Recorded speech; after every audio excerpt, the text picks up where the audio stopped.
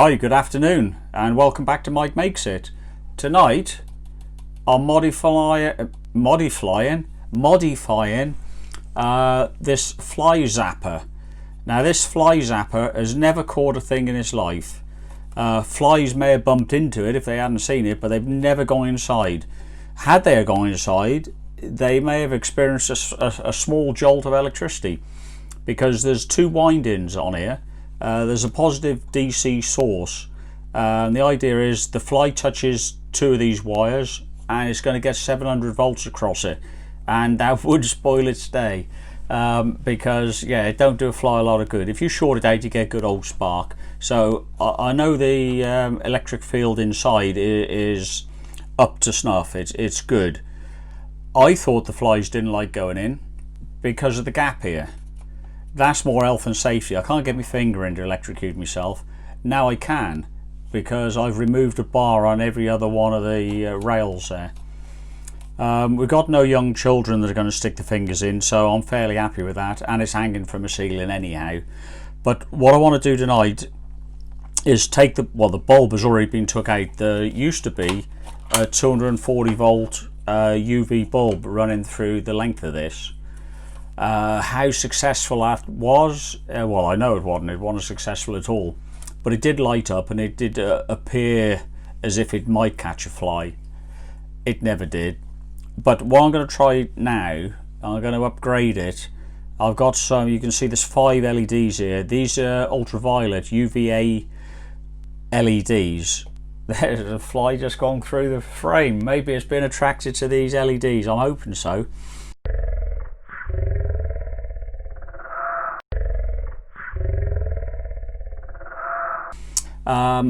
I'm going to stick them inside the tube here. It's going to be a simple matter of undoing the 2 screws on the base, making a little column of the LEDs. I was thinking of staggering them rather than all on one face like that, turn them 30 degrees, so I've got like a little tube of LEDs running up there. I may or may not put something as simple as a little bit of paper over it to diffuse the light so it gives you an overall glow. I can experiment with that depending on how successful it is. So all I'm going to do is wire these LEDs in series. They should run on about 3.6 volts. I've got a little power supply that was used for a printer which gives me about 20 volts, so we should be sort of in the ballpark. So yeah, I'm just going to detach them, add some solid copper wires on there, make a little column, bang it back up inside. This is a mains driven one, so I'm not going to fiddle with the main side of it. All I'm going to simply do is run an additional cable out of it down to that separate power supply I was telling you about. So yeah, that's the story. That's what I'm doing now. Yeah, let me just plug this in. Excuse me if I'm bumping the camera. Bear with me a second. Those LEDs will probably go off. No, they didn't. Yes, they did. I don't want to put that on me. Nearly fried my hand then. You see, if I just split this out,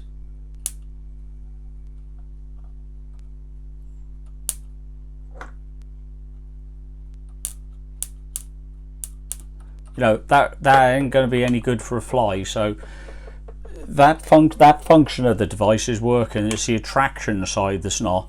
So let's get these LEDs wired up and stuck up the tube and see what happens. Right, here's the plan now. I've got 10. I was going to go with 5, but I've got 10 of the UV LEDs. Piece of aluminium extrusion. And the idea is I'm going to mount, if we break these up carefully, they're on an aluminium backing plate that has been machined, but if I'm careful I can keep them in a strip of 5. So there you go. Plan is I'm going to do 5 up one side and 5 up the other side, so it gives us 10 LEDs in all. They're on a piece of aluminium. Hopefully they're not going to generate that much heat. I'm not going to overrun the LEDs. I'm going to keep them sort of close to their minimum requirement, if you like. So they're not going to be blinding, but they're not going to be generating that much heat. Then this piece of extrusion will go up inside the lamp like that. Then this piece will go over it, it'll all be tucked up quite nice. So that's the plan. I'm going to go into the garage, got to drill a few little holes in there, but that shouldn't take too long, just to mount the LEDs on there. And I'm going to squirt a bit of, I've got it here, let's lean over, some heatsink compound in tubes. So I'll just put a little dab of that on the back of there. 1, 2, 3, 4, 5, 6 bolts. I'll probably drill all the way through, just use 6 bolts to mount both of those if I can find long enough bolts. If not, they're going to be self-tappers, but one way or the other they're going to be mounted on that extrusion. So I'll nip off to the garage, do that, wire them up and show you the end result before we fit it. I am going to drive them through a couple of buck converters which have current limiting on there, so we're not going to overload these. I don't want to put an amp through them. The max is about 750 milliamps, so as I say, I'm going to underdrive them, but you'll see that in a couple of minutes. I'm going to drill this, come back.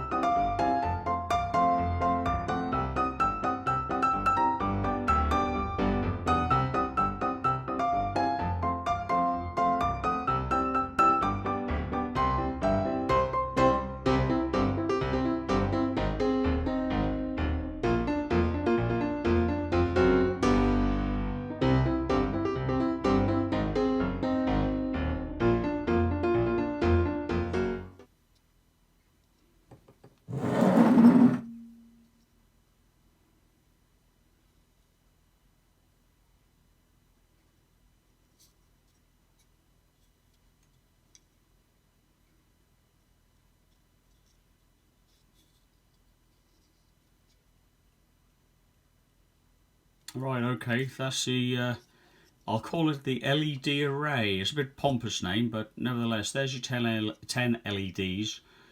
I've got them in 2 banks. They're in series, so I'm running 5 in series. I've commoned the negative side of it, because what I'm going to do, I've got 2 converters there that's going to current limit and set the voltage for the arrays. Again, these are common ground, but I'm going to feed each board to a single array, because if I had them all in series, not only would I need a higher voltage to drive them all, if one went open circuit I'd lose a whole lot, but if I set them in series and parallel, so I've got 5 in series and the 2 sets in parallel to one another, if one of the LEDs gone open circuit there, then I'd drive twice as much current through the remaining bank or array. So I don't want that to happen. So the fact these buck converters are only 250 each, I think I'll splash out. I'm going to use one for each array. So that's what we're going to do now. I'll just show you how Banggood tell me to set those up. Simple enough. I've shown you in another video, but we'll run that up now. But that's what I'm turning in my hand is what's going to stick up the inside of the fly catcher, or hopefully fly catcher, but we'll see. But yeah, I'll set the bucks up and I'll show you how I'm going to set them up. Right, we've got the 2 bucks set up here. This one's measuring the volts out. This will measure the short circuit current.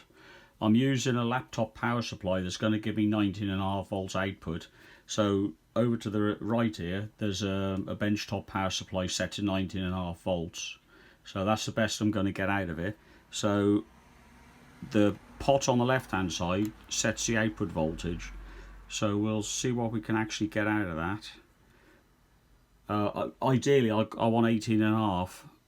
That's the mid-range for the diode array. I can take less, but let's set that to about 18.5 volts. Now Bang could say short circuit it and set this pot to the desired current range. Now I'm got a range of 600 to 750 milliamps, so I'm going to work on the low side of that just to save me LEDs a little bit longer. So we'll short circuit them now, see what goes. Bang, and we're actually drawing 4.5 amps. So let's just take that down a tad. It will move. There we go. Let's go down a tad more. We're looking for 600-ish. So a little bit more, Oh, it's dropped down quite a bit there. I got 600 to 750, so that'll be okay. So I'll take the short off. That should go back to about 18.5 volts, which it does. The other one will be set exactly the same. So, well, we can do that. Let's just see. Excuse me, great arm in the way. 19 point some odd output. Let's see if we tweak that up a little bit, or down a little bit I should say, to 18.5. There we go, and we short that out, off shot again. 4.5 amps, a bit too heavy. Let's drop that down. 600, 750 milliamps I'm looking for. There we go. Well, that's not quite working the same as the other device. Let's check my power supply is not going into current overload. No, it's not. I don't seem to be able to trim that quite so well.